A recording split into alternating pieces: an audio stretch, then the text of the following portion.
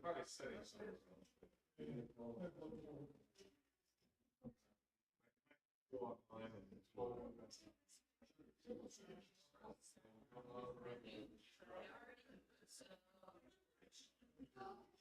could be an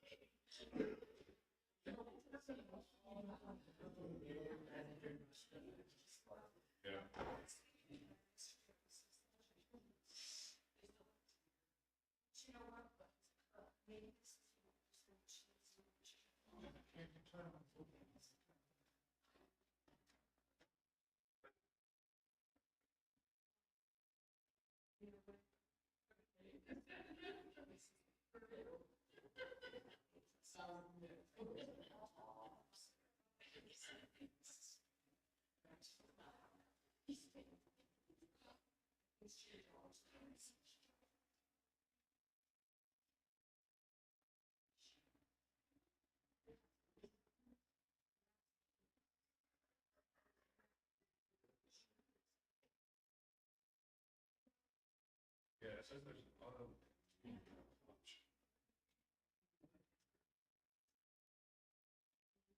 AI answers.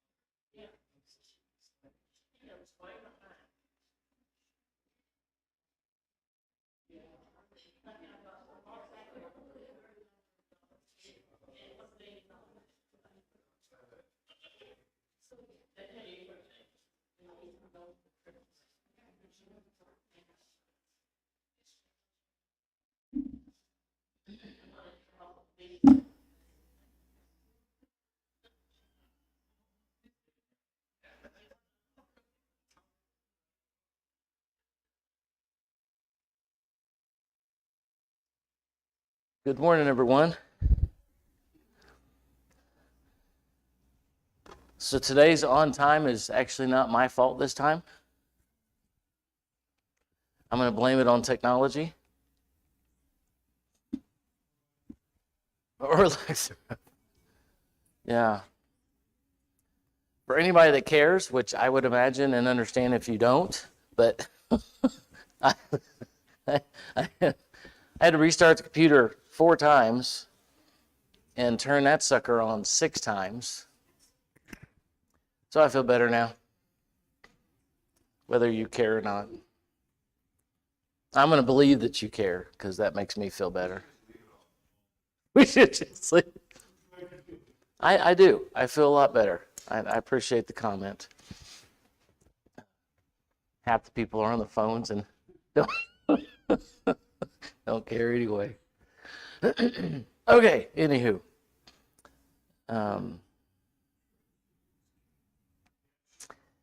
Apparently, I had a very serious dad on most situations, and maybe that's why I make light of so much stuff. Not that you needed to know that, but processing in my head. Okay, we're going to be in Daniel 2 again today, and I wanted to share some ideas and thoughts about some other things going on here that I think are quite fascinating, because Daniel not only discerns the dream in terms of tells it, but also shares the dream. And some of the kind of details around not just the dream and the giving of it, but a lot of the different facts that happen around that, that I think are quite interesting for us today. And interesting from the standpoint that God blesses Daniel here in so many ways in terms of how this whole process happens. So it's not just that he knows the dream, but the 3 things we're going to try and look at today is he knows it, he remembers it, and he interprets it. And he remembers it like in detail. And I know oftentimes as we share our dreams with each other, we may be, 40% in terms of memory of what actually happened. Maybe that, if that. And here Daniel, in detail, processes this dream for Nebuchadnezzar. And if we get to this point later, we're gonna look at timeline of when the different significant events happen in Daniel and how far apart they are. It kind of surprised me. If the source I went to is accurate, it surprised me how far apart these timings are. So starting in chapter 2 and verse 29, this 24 is kind of when this section starts, Daniel going to Arioch and getting the dream. This is after he goes to Shadrach, Meshach, and Abednego, and they pray to God, and God gives him the dream. Then he praises God for that. So verse 29, as your majesty was lying there, your mind turned to the things to come, and the revealer of mysteries showed you what is going to happen. As for me, this mystery has been revealed to me. And I didn't specifically look at this word, but again, it's the type of idea of the revelation. This mystery, this uncovering, this revelation has been given to me. Not because I have greater wisdom than anyone else, but so that your majesty may know the interpretation and that you may understand what went through your mind. So I know you guys have busy lives during the week, and this is probably the first time you're reading this.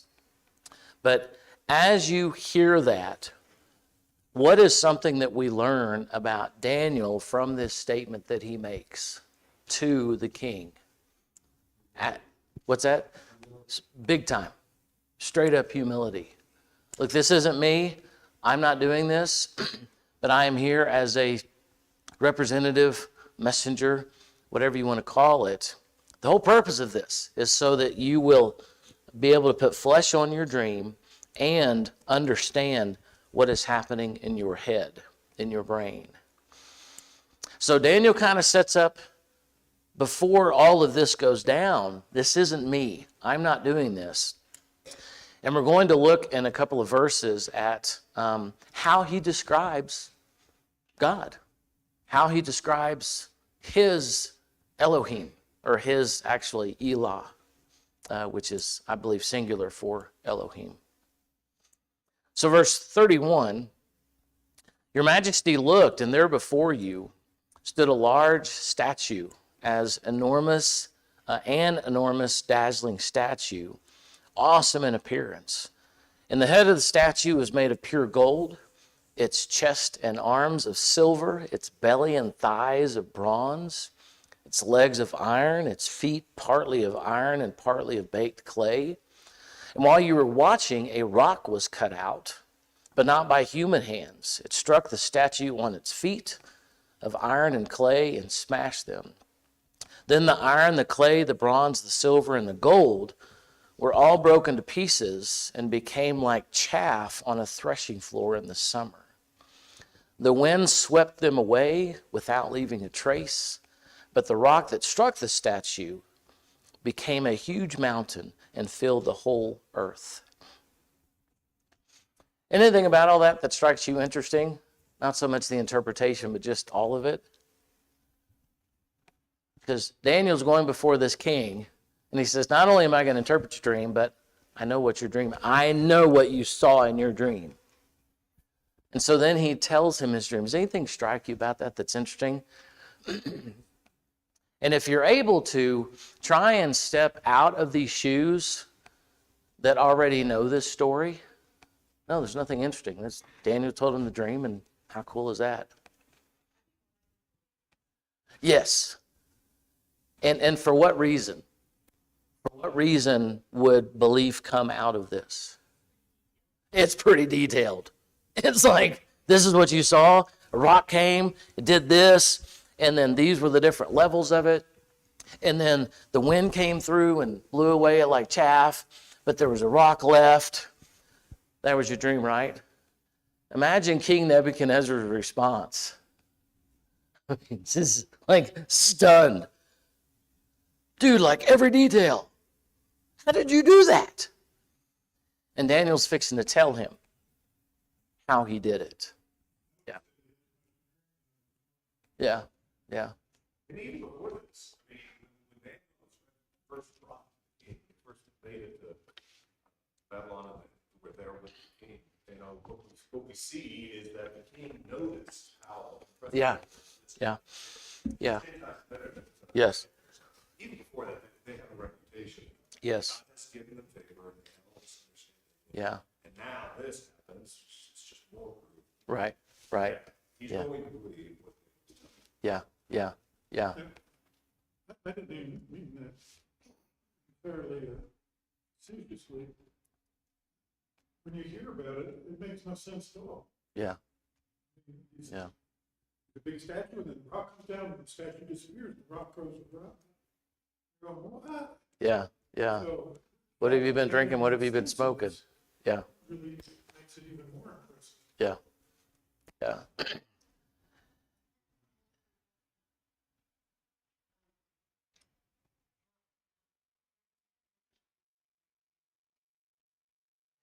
Yeah. Yeah. Good point.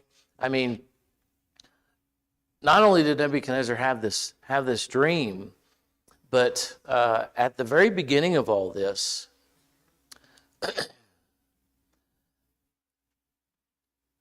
yeah, really good point. Well, why are we in the situation we're in the first place?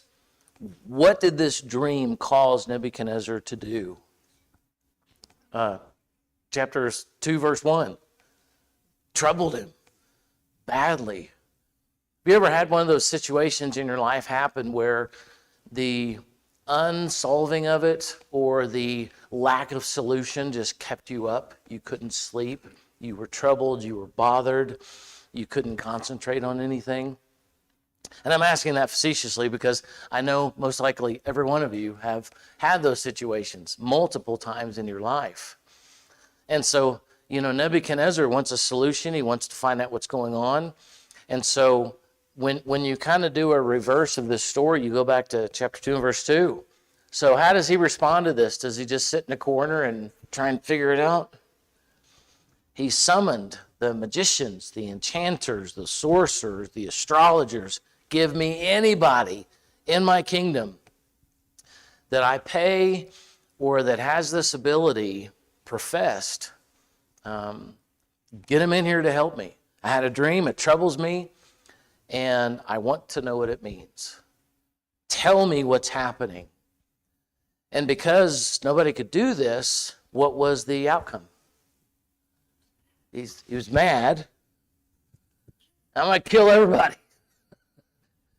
So sometimes with these stories, it's really interesting to kind of do a little bit of backtracking in the sense of he knows he can. He can kill anybody he wants to. There's nobody off the books that he can't take out. So because you're not finding a solution for me, I'm going to kill everybody in terms of magicians, sorcerers, enchanters, etc. I'm going to kill all of them. Which apparently, who was in this group of magicians, enchanters, sorcerers, astrologers, etc., wise men? Who was in that group? Daniel, Shadrach, Meshach, and Abednego. They were a part of that group. And to Doug's point, they were a part of that group from the beginning when they got there. Why were they even brought over from to Babylon? Because they were wise young men, and they were put in these special positions. So kind of aside number 2 is, Israel is sent to Babylon because of their sin, because of their pagan, their all of the different things that they did. And yet, were there things that God was doing and working, even within that process of penalizing Israel, to bring about something pretty incredible? Did I say that the right way? Was God using even that to bring about something good for Israel? And he was. Through these men, as well as I imagine others, coming over to be in Babylon, they were put in these certain positions to help the king. Now again, I hope I'm getting that across and communicating it in the way that it kind of blows my mind, that these guys are brought over to Babylon to help the king, even though Israel is brought over to be penalized, to be disciplined because of their sin that they did against God. So as the king hears this and hears the interpretation by Daniel, he is now, what would you say his possible response is now? He's less troubled.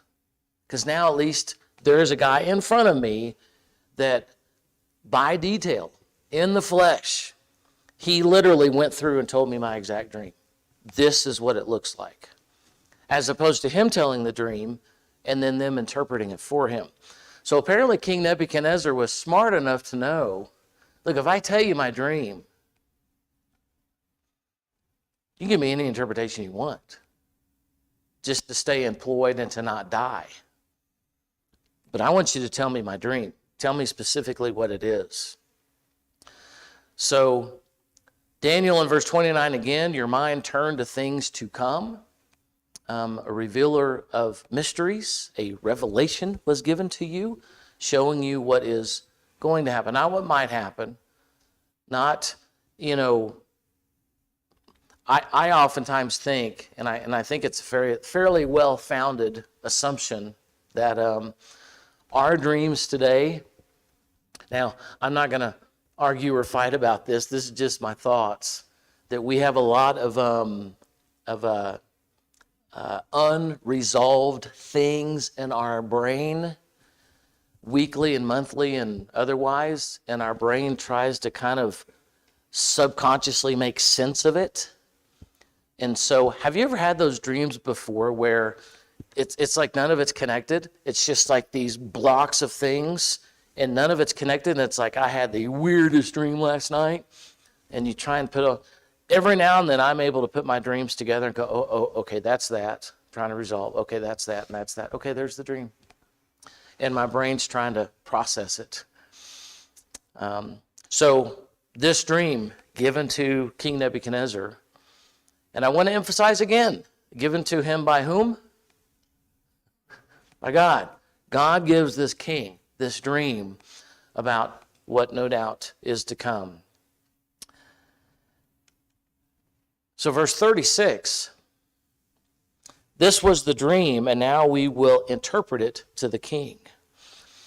Another thing I've noticed here I find interesting is it doesn't seem like Daniel is stuttering, is stammering, is like cowering, is like, I'm going to tell you this and I'm pretty sure this is right. Daniel seems to be very confident, very assured, very strong in front of the king. This is what your dream was, and now I'm going to interpret it for you. Now, why do you think Daniel would be so confident in this, not only in what the dream was, but in the interpretation? Yeah. How did Daniel find out about the dream?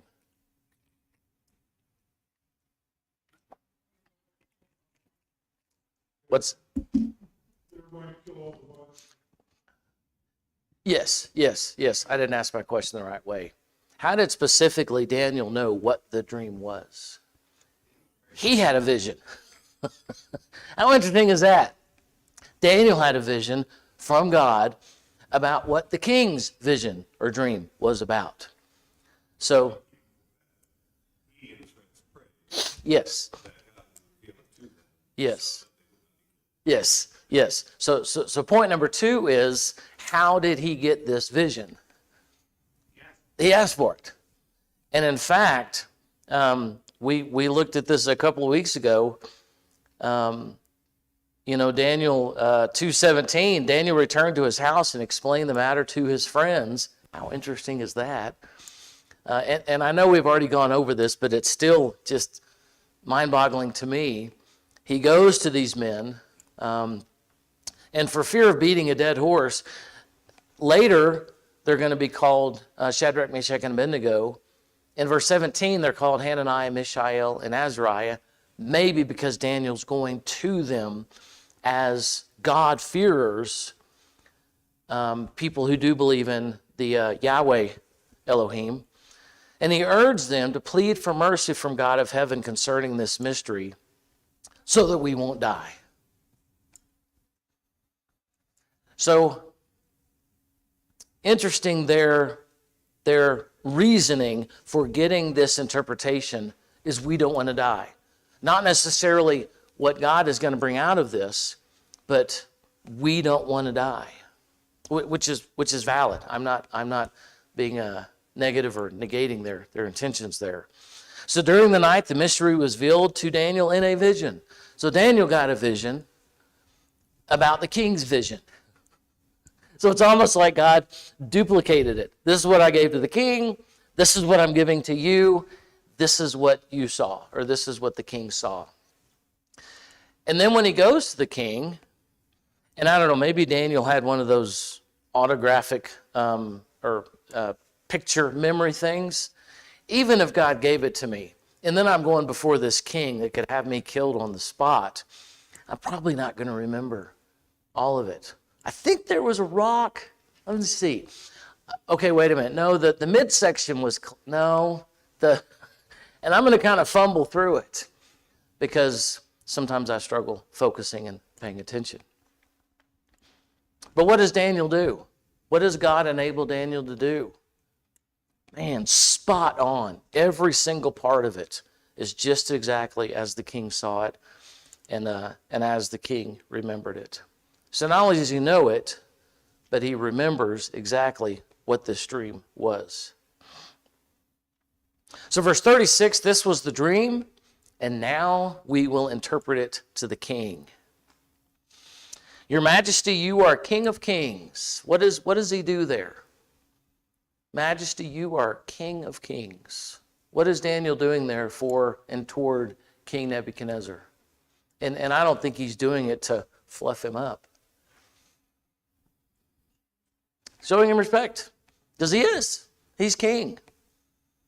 You are King of kings, the God of heaven. And in this place, it's the Ella of the skies. We oftentimes call things heaven, and that's not necessarily a bad translation. But typically at this time, as well as in the New Testament, it was more of, because where do we generally say God exists and God abides? Up in heaven. But on another note, what do we say about God? God is everywhere. God's all over the place. So God doesn't really abide anywhere, but God is higher than us. And so this word here, Ella, is the singular of Elohim. Elohim seems to be the plural. So the Ella of the skies. And the reason I bring this up is because when we read in verse 37, the God of heaven, we just have all kinds of ideas about this idea of God. But the terminology here is the Ella. All kingdoms, all nations had Ellas, Elohims. And so the Ella of the skies has given you dominion and power and might and glory. So before he even interprets the dream for him, what is he establishing here? God's above him.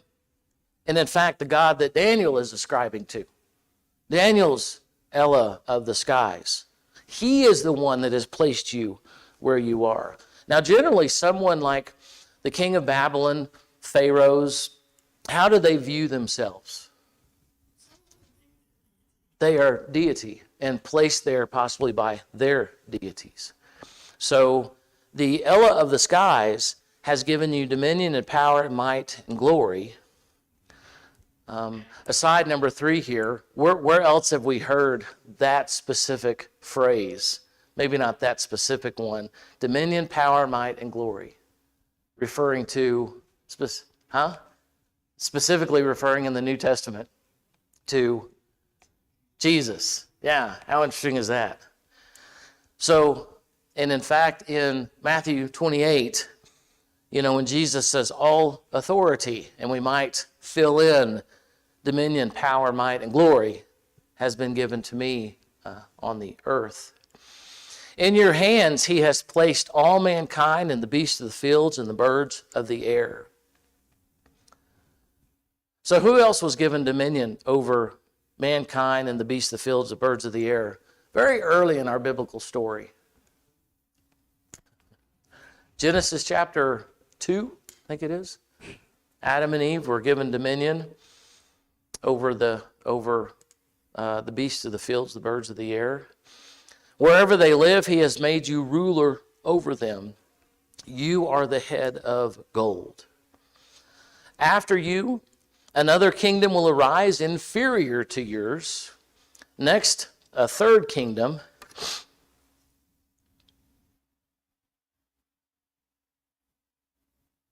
One of bronze will rule over the whole earth.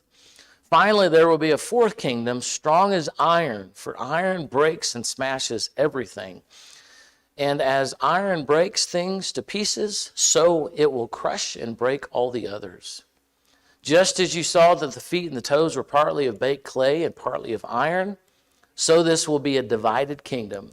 Yet it will have some of the strength of iron in it, even as you saw iron mixed with clay. As the toes were partly iron and partly clay, so the kingdom will be partly strong and partly brittle. And just as you saw the iron mixed with baked clay, so the people would be a mixture and will not remain united any more than iron mixes with clay.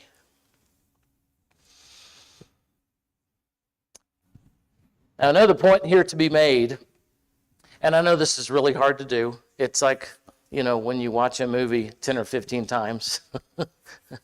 Anything else you notice about what we just read? If you'd never read this before. that Daniel here is doing for King Nebuchadnezzar as he interprets this dream. And maybe this is just a point that comes out in my brain. What crazy detail. I mean, Daniel has this dream. He's got it. He's like, there's this, and then this is this, and then there's this part, and this is this. But just as this happens, wow. Daniel couldn't do this on his own. It's just not possible. I'm just amazed. Not only does he get the dream correct, but now he interprets this sucker. God gives him all these amazing details, telling him this kingdom is going to do this kingdom is going to do this, but then when this comes, this is going to happen. There's your dream. So what I hope you notice here is God not only gives him the dream, helps him to remember it, but interprets it in detail. God is taking care of all of this stuff for Daniel. So going down to verse, the last part of verse 45, the great God. So another way to put that I like a little bit better, it's the word Elah again, and it's a chief or captain. The chief Elah, or the captain Elah. And so the great, the mighty, the chief, the numero uno Elah. Daniel is raising here this Elah of the sky that he follows as greater than not only Nebuchadnezzar, but also the chief God, the chief Elah, has given this dream to you. He will set up a kingdom that will never be destroyed, and it will be left, nor will it be left to another people. It will crush all those kingdoms and bring them to an end, but it will itself endure forever. This is the meaning of the vision, this uncovering of the rock cut out of the mountain, but not by human hands, a rock that broke the iron, the bronze, the clay, the silver, and the gold to pieces. Again, the chief Elah here has shown the king what will take place in the future. The dream is true and its interpretation is trustworthy. And so then King Nebuchadnezzar, what is his response? And this is what I keep trying to bring out at whatever ability I'm doing. What is his response to what Daniel just did? Drop to his knees in front of Daniel. Drop to his knees before Daniel. Paid honor and to him, and no doubt to his Elah, and ordered that an offering and incense be presented to him. He said to Daniel, surely your Elah is the Elah of Elohim. Now, I may get way too curious over this stuff, but the specific way that he puts this, your Elah is the Elah. It's the chief Elah among all Elohim and the Lord of kings and the revealer of mysteries, for you were able to reveal this mystery. Not only tell me what it was, but interpret this thing. So how jacked is King Nebuchadnezzar at what Daniel just did?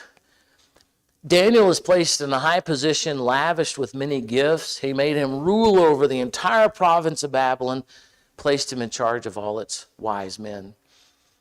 And also at Daniel's request, he asked that Shadrach, Meshach, and Abednego also be appointed to high positions as well.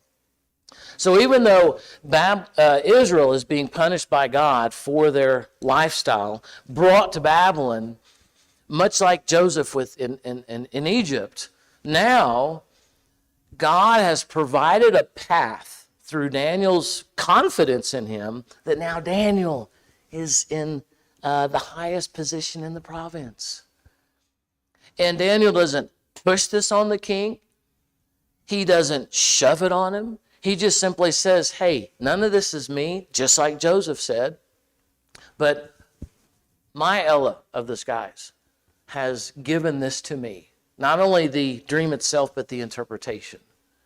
That's who's given this to me. And he is the chief Ella, the chief God of all things.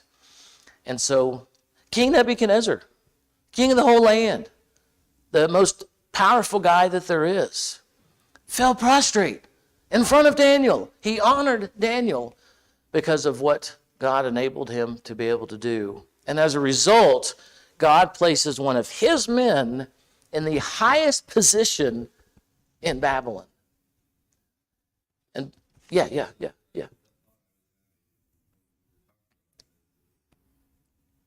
king is usually surrounded by a number of people. Yeah. Daniel's in his presence. Yeah. When was the last time that you think Great point. Great point. And what does that say to those people that the king now recognizes who the true king is? Yeah. That's kind of a. Yeah. Great point. I haven't really thought about it. Yeah. These kings were so weird.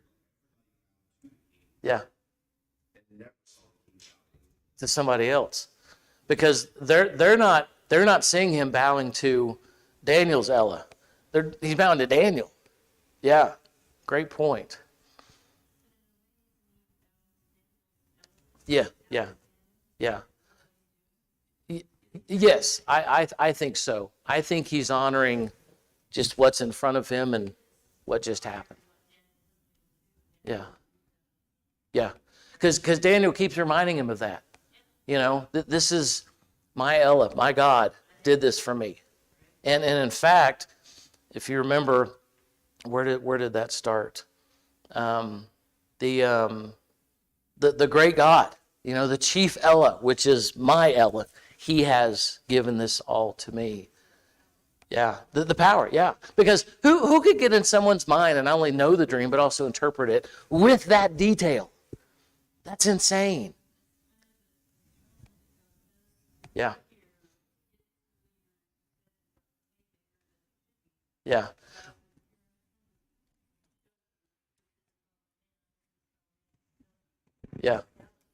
Yeah.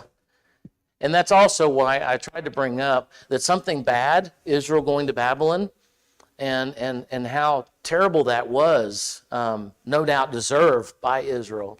And yet, God provides men that are going to ultimately be put right in Babylon's highest positions in terms of administration and wisdom. And even though they deserve this, God's still going to use it to bring about his glory and amazing things for him. So next week, we're going to get into some of the years and the time distance here, because Bob got me thinking, you know, that in Daniel chapter 3, you get the image of gold in the blazing furnace. Chapter 6, Daniel in the lion's den. How much time goes by between these events? And it really helped open up my eyes and see some really cool stuff. So we'll get into that next week. Let's close with a prayer. Loving God, as we live our lives, may we have confidence in your ways, in your works. May we trust in what you are doing.